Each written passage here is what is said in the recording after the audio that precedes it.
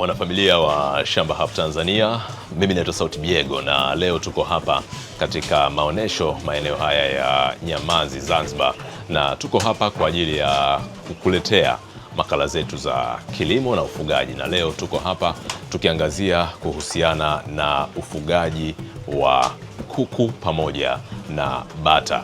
Na ufugaji huu unafanywa na ndugu zetu kutoka Jeshi la Kujenga Uchumi JKU Zanzibar, na hapa nipo na ndugu yangu Ashraf Mohamed. Yeye ni miongoni mwa wataalamu ambao wanahusika pia na masuala haya ya ufugaji wa kuku na bata au ufugaji wa aina mbalimbali. Karibu katika makala zetu, na naamini ya kwamba watu wana mengi ambao wanahitaji wajifunze kuhusiana na ufugaji wa, tukianza na kuku hasa. Naam. Haya, asante sana. Karibu sana. Na karibuni sana JKU. Naam. Jeshi la Kujenga Uchumi. Nadhani ukisikia hilo neno uchumi nadhani utakuwa mwenyewe umejua. Ni kweli. Tuna mifugo mingi JKU. Tuna kuku, kuna mabata, lakini pia ipo mifugo mengine kama ng'ombe. Sawa. Kwa hiyo karibuni sana JKU. Asante sana. Hapa tuna kuku wa aina gani? Hapa tumekuja na kuku wa broiler.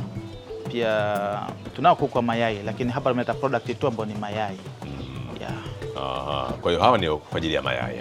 Hawa ni kwa ajili ya nyama. Nyama pekee yake. Broiler, yes. Nyama pekee yake. Na kuku hawa utaratibu wao hasa wa ufugaji, lakini pia utotoreshaji, huwa mnafanya utaratibu gani hasa? Katika ufugaji wa kuku hawa, jambo la msingi sana ni uwepo na mabanda mazuri kwa ajili ya kufugia hawa kuku. Sisi kwa JKU bado hatujaanza kuzalisha vifaranga, ingawa tunanunua vifaranga katika kampuni nyingine ambazo zinazalisha vifaranga walio bora. Lakini mbeleni tunategemea inshallah tutakuja kuzalisha kuku pamoja na chakula cha kuku. Lakini katika ufugaji wa kuku hawa wanyama, sisi tunafuga kwa kuku tunauza katika pengine wiki 4 wiki 6. Yategemea na ambapo tunawaangalia, je, sasa wanafaa kuingizwa sokoni. Kama wanafaa kuingizwa sokoni ndio tunawa. Kwa hiyo kuanzia wiki 4 mpaka 6 ndio muda ambao mnaweza kuwatoa. Tunatoa. Na mnawapata wapi hasa nyinyi? Mara nyingi tunachukua katika kampuni tofauti ambazo zinazalisha kuku walio bora, na wakati mwingine tunakuwa tunachukua kutoka Tanzania bara. Sawa. Na wateja wenu hasa wamekuwa ni watu wa aina gani hasa ambao mnasema bwana, ikishafika wiki 4 mpaka 6 tunawapeleka hapa? Sisi wateja wetu tunapata wateja kutoka sehemu tofauti, ikiwemo sisi miongoni mwetu watumishi tumekuwa ni wateja wakubwa kwa kununua kuku hawa. Lakini hata hivyo ukiangalia raia wengine tofauti ambao wanahitajia product zetu wanakuja kununua kwa kiwango kikubwa tu. Utaratibu wa ufugaji, tukianza chanjo, madawa, jinsi ya kuwahifadhi katika mabanda kama hivi, uwaga kwa mtu ambaye anahitaji kufuga afuate utaratibu upi hasa? Utaratibu kwa kuku hawa wanyama au kuku hawa wanyama? Utaratibu kwanza, unatakiwa unapotaka kufuga ukutane na mtaalamu wa mifugo, daktari wa mifugo, atakupa utaratibu mzima wa kufuga. Lakini jambo la kwanza ni kuhakikisha kwanza una banda zuri, lakini la pili maandalizi kabla hujaenda kuingiza vifaranga. Lakini kitu kingine cha kuzingatia ni kuchagua mbegu iliyo bora. Unaweza ukachukua vifaranga lakini vikawa havina ubora, mwisho wa siku unaambukia katika masuala ya huduma kwa mifugo. Lakini ukishawaingiza tu kuku wako, jambo la kuzingatia ni mazingira yao, joto, sawa. Na siku ya kwanza kama umesafirisha kutoka masafa marefu, kuku wako ukishaingiza katika masaa mawili ya mwanzo pale, kuku wako unakuwa hapa glucose. Kuna hapa glucose, then baadaye utaendelea utaratibu wao wa chakula kama kawaida, ambao mwanzo wanaanza na chakula cha starter, alafu utakuja kuwapa chakula cha grower, alafu mwisho unakuja kuwapa broiler finisher. Na inategemea na malengo yako. Unataka kuuza kuku labda kwamba sasa wiki 4 tunaamua kuuza, au mimi nategemea kuku wangu nikiuza labda wasipungue kilo 3. Kwa maana unaweka zaidi, pengine wiki 6, wengine wanafika hata wiki 8, inategemea na malengo yako. Na kuna tofauti ya bei kati ya kuku wa wiki 3 au wiki 4 mpaka wiki 6? Kuna tofauti. Unachozingatia sisi ni uzito wa yule kuku. Labda kuku wangu mwenye kilo 2 nauza kiasi fulani. Kuku wangu mwenye kilo 3 nauza kiasi fulani, inategemea na uzito. Kuna wakati tunaweza kufuga kuku wiki 6 au wiki 8, lakini kaka dumaa ukasema nitauza 20,000 huyo, hapana. Na ile kudumaa inatokana na nini hasa? Kudumaa inatokana na maradhi na jinsi ambavyo uliwatunza kuku wako. Ya, kuna wakati kuku pengine ndani ya wiki ya kwanza ukimkosea kuku anadumaa. Ya, kuku unaweza kupata pengine kuku toka anakotoka labda alipata infection. Sawa. Kwa ile infection ile nao ukashindwa kuidhibiti kipindi kile cha wiki ya mwanzo mapema, ule kuku ataishia kudumaa. Yeah. Kwa mfano kuku akipata yolk sac infection, kuku huyo utegemea tu kwamba huyo atadumaa. Yeah. Na akishafikia uzito mkubwa hasa wa kuku, waga kuku mmoja mnamuuza kwa shilingi ngapi? Kama hapa sisi tunauza kuku shilingi 15,000 tu. Alipofikia hapa. Kwa hapo alipofikia. Licha kwamba ni mkubwa sana, huwa na wiki 6 tena. Yeah. Lakini sisi tunauza hapa kwa sababu ni biashara. Ya, tumekuja katika maonesho ya biashara. Kwa hiyo tunataka kila mmoja akija katika maonesho haya anunue kuku akale nyumbani. Kwa hiyo tunauza shilingi 15,000 tu. Yeah. Kwa unakuja kuchukua hapa kama ni kuchoma, kama ni kufanya nini? Yeah, huko kuku wetu sisi yani yani utapika kwa mapishi yote unayotaka mwenyewe.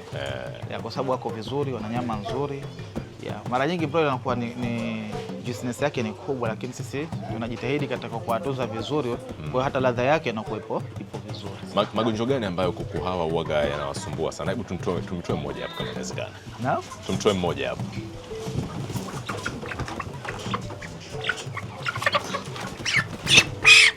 Ni magonjwa gani ambayo hawa kuku huaga yanawasumbua sana? Magonjwa ambayo yanasumbua. Ambayo endapo haukudhibiti, usipodhibiti mapema. Haya.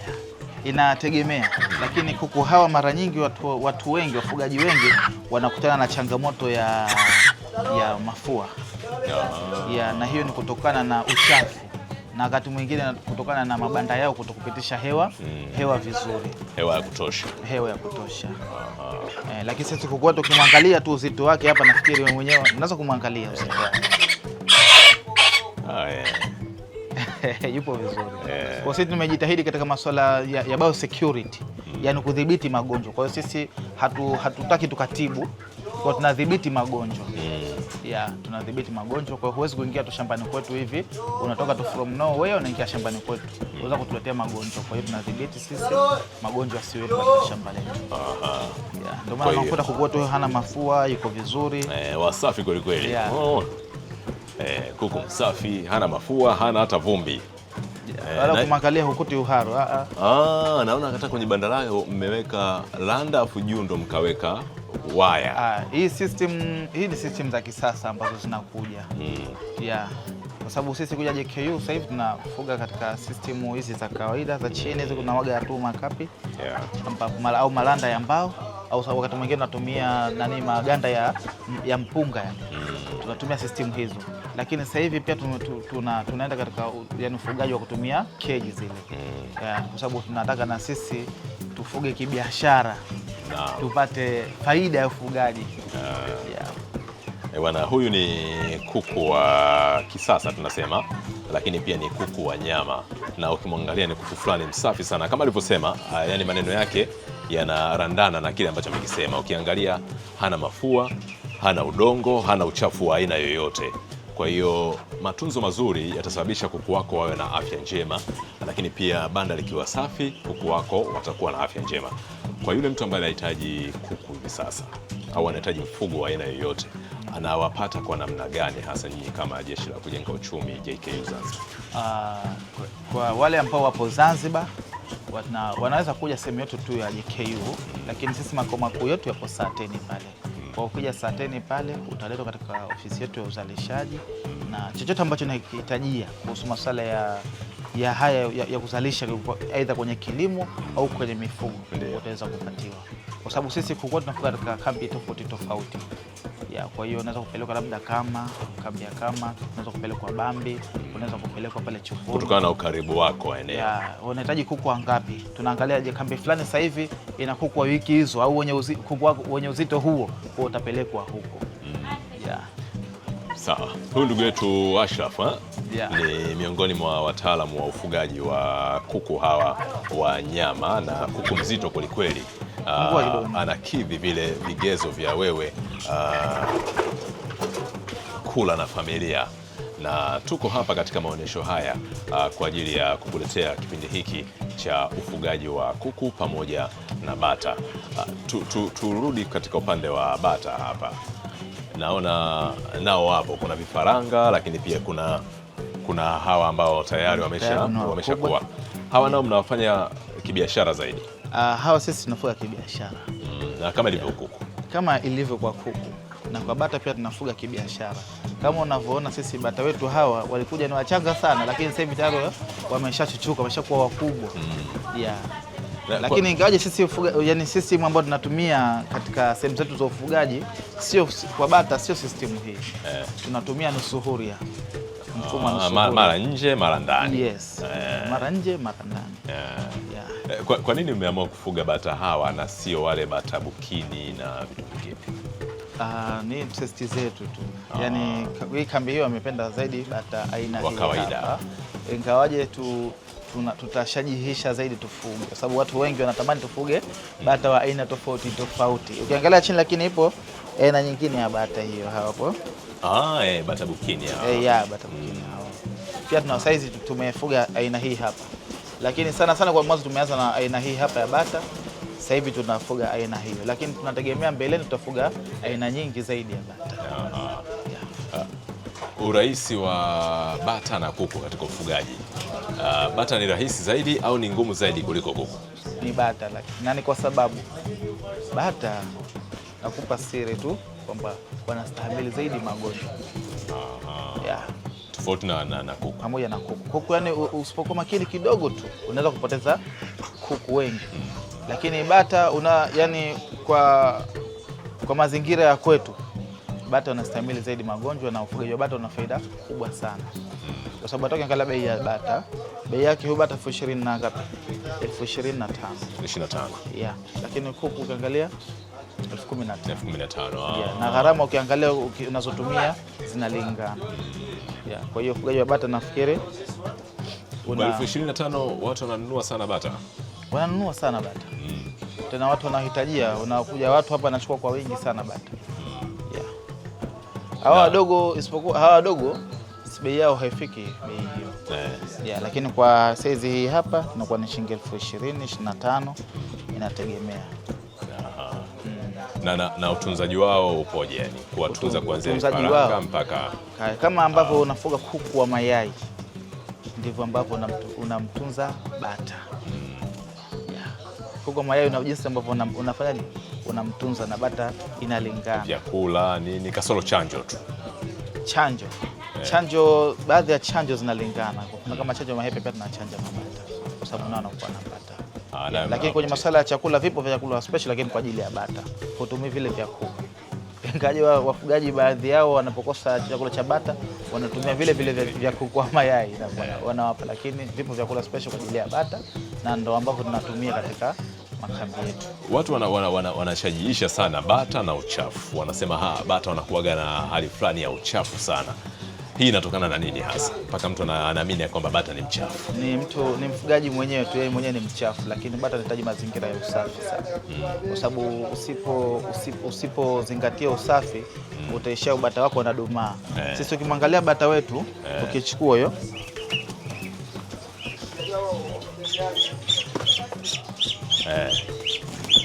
sasa, huyu bata walikuja kwa wadogo sana.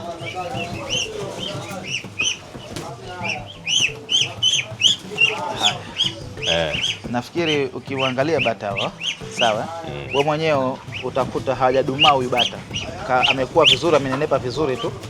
Mwangalie hapa, kukuti huyu mfupa huwezi kugusa kirahisi, kuashiria huyu bata kwamba hajafanyaje, hajakonda, hajadumaa na nyama zake. Sasa unapotunza katika mazingira ya uchafu, itegemea huyu bata hatakuwa vizuri, hatadumaa. Na mwisho wa siku hata kama ukiamua kuchinja bata yako kwa mkubwa hivi, unapata tu mifupa, upate nyama ya bata ambaye ana nyama nzuri kutokana na matunzo yako. Kwa hiyo bata anahitaji mazingira ya usafi, banda lako lisafishe, una disinfect vizuri, yani unatumia zile dawa ambazo za kusafishia kuulia vimelea katika banda. kama ambavyo unatunza kuku katika masuala ya kudhibiti maradhi na bata vile vile. Yeah. Inamchukua muda gani bata huyu afike umri ule au hatua ya kuuzwa au kuliwa? Kuliwa? Hasa mimi nitajua umemtunzaje. Sisi bata wetu kama huyu hapa kwenye miezi minne. Ana miezi minne? Bata wana miezi mitatu minne. Yeah, miezi minne hawa hapa. Unakuta nalika tunakula. Yuko vizuri kabisa. Yuko vizuri tunakula. Hawapishani sana na kuku. Kuku wiki zinakuwa wiki ngapi? Wiki 4 mpaka 6. Kuku wa broiler. Wiki 4 mpaka 8 au 6. Wiki 4, 6, 8 inategemea na ila huyu miezi. Huyu ndio nilikwambia kama kuku wa mayai. Kama kuku wa kienyeji. Kuku wa kienyeji sio jinsi ambapo ukuaji wake unapokuwa. Yeah. Kwa hiyo kuku wa kienyeji kwenye wiki 8 bado haliki. Ukimwangalia kwa sababu bado mdogo. Ukimwangalia unakuta bado mdogo. Au hapa kidogo kutokana na breed yao ukuaji wao unakuwa haraka. Naam. Mwanafamilia wa Shamba Hub, bado tunaendelea kukuletea makala na hapa tunazungumzia kuhusiana na ufugaji wa bata, na kama unavyoona hawa ni bata wa kawaida, si bata bukini. Japo chini kuna bata bukini, lakini hawa ni bata wa kawaida kabisa. Na kama alivyosema hapa ndugu yetu Ashraf, yeye anasema kwamba ufugaji wa bata wenyewe hawahitaji chanjo nyingi sana au madawa mengi kama kuku, kutokana ni wagumu kidogo kuweza kupata yale magonjwa ya kuambukizwa, magonjwa sio ya kuhara, sio magonjwa ya mafua na vitu vingine. Kuna kitu chochote kile ambacho ungependa tu ukizungumzia ambacho sikukuuliza ungependa kushare na mtazamaji? Jambo la msingi, wafugaji wazingatie usafi, mazingira mazuri ya bata wao, na wachanje bata wao dhidi ya magonjwa, na dawa za minyoo kwa kila mwezi wapatie bata wao. Unapofanya usafi vizuri, faida ya ufugaji utauona. Lakini katika jambo la kuzingatia ni kualisha bata wako vizuri. So kama vile tunasema kwamba ukishakuwa na uporo wapi bata tu. Unamwagia au unaenda tu sehemu unachukua tu vyakula tushamaliza kula yale unachukua ndio unakupa bata wako. Huwezi kujua huko wametoka na maradhi gani. Sawa ndio tunakuta mabata wengi wanaharisha. Tunaona ni hali ya kawaida, kumbe sio hali ya tunasema bata anye kuku tu, Kenya bata kahara. Sasa hali ya kuharisha bata lazima umuite mtaalamu. Bata wangu mimi anaharisha, atakuja ataangalia okay bata wako wana tatizo, na kama ni tatizo labda ni tatizo gani, sawa watakwambia basi fanya 1, 2, 3. Lakini ukijitahidi katika mazingira ya usafi, hayo mambo kama hayo mengi yanakuwa navuka. Naam, kuharisha ni si kawaida kwa bata, japo tumejiwekea ile mentality ya kwamba kuharisha ni kawaida kwa bata, lakini si kawaida. Ile inaashiria ya kwamba bata wako ana maradhi fulani au ana matatizo fulani, kama ndivyo ambavyo amezungumza hapa. Lakini ukimtunza vizuri bata wako, hatakuwa na hayo maradhi ya kuhara mara kwa mara. Tulikuwa hapa na ndugu yetu Ashraf Mohamed kutokea JKU, Jeshi la Kujenga Uchumi Zanzibar, ambapo wao wanahusika pia na miradi hii ya ufugaji wa mifugo mbalimbali. Hapa tumeangazia ufugaji wa kuku, lakini pia ufugaji wa bata. Na wewe kama unahitaji bata, amezungumza hapa namna ya kuweza kupata bata, kuku au ng'ombe ambao wanapatikana katika maeneo mbalimbali ambayo wamekuwa wakifugwa. Mimi ni Sauti Biego kutokea hapa katika maonesho Zanzibar, Tanzania. Tulikuwa tukikuletea makala hizi. Usisite pia kutufuatilia katika mitandao mbalimbali ya kijamii, Facebook, Instagram, X kwa maana ya Twitter, lakini pia YouTube. Tufuatilie kama Shamba Hub Tanzania au Shamba Hub TZ ili uweze kuangalia makala zetu mbalimbali za kilimo na ufugaji. Mpaka wakati mwingine katika makala zingine.